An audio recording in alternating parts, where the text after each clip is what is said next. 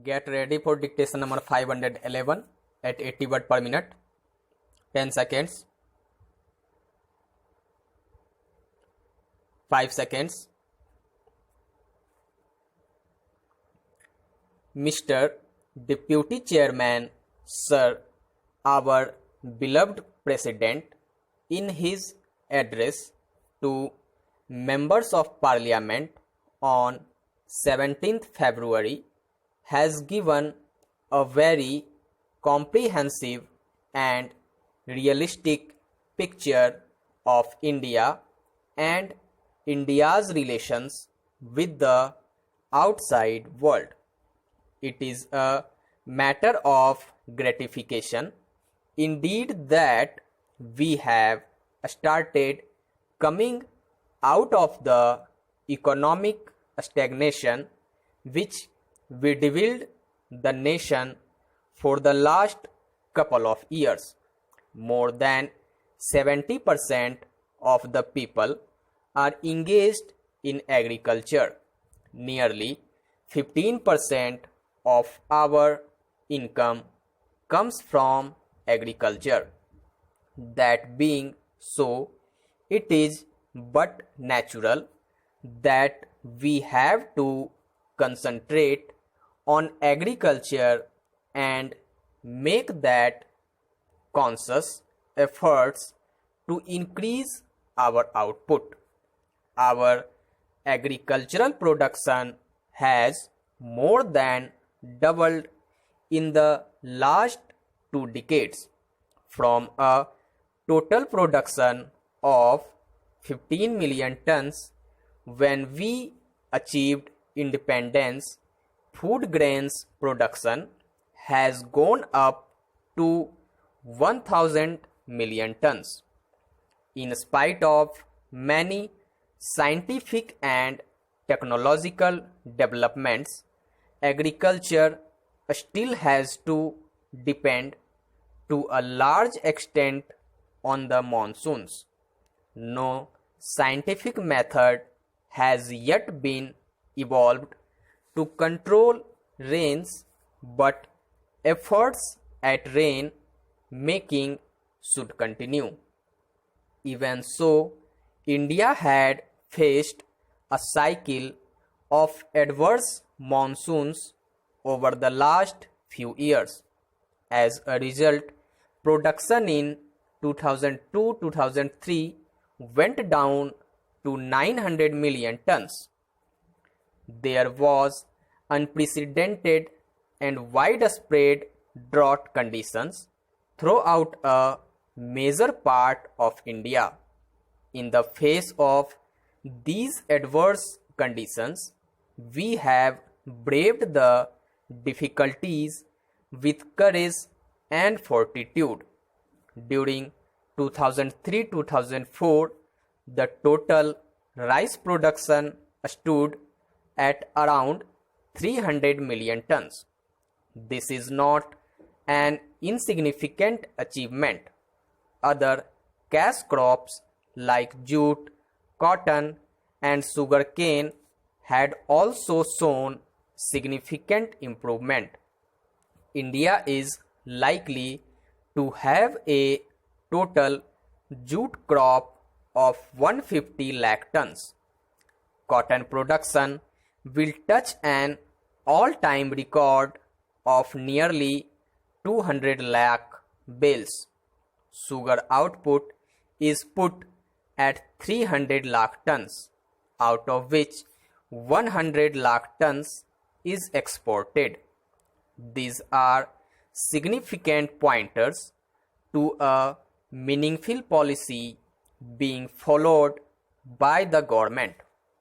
Thanks to the realization and strengthening of the public distribution system, India has been able to look after the minimum needs of the most vulnerable sections. The public distribution system needs nearly 10 million tons of food grains annually. The government is confident of meeting this obligation without much difficulty. Plans for investments in irrigation projects, fertilizer plants, and hydel projects should be pushed on war footing. Many irrigation projects are pending clearance from the center because of river water disputes that are existing between the states. Recently, a silver lining was seen in the sky with the three chief ministers of Karnataka, Tamil Nadu, and Kerala agreeing in principle to constitute the Kaveri River Valley Authority to settle the allocation of water for each state. Unfortunately, it has not borne fruit. I would again urge the ministers for agriculture and irrigation to request the chief ministers again to sit at the table and agree to constitute the Kaveri River Valley Authority so that these disputes can be solved once and for all. There are similar river water disputes in other areas. For example, with regard to sharing of Narmada waters, there is a dispute between Gujarat and Madhya Pradesh. I would urge that all these river water disputes should be frozen and river valley authorities should be set up once and for all to settle the allocation of water and also to go ahead with the construction of irrigation projects.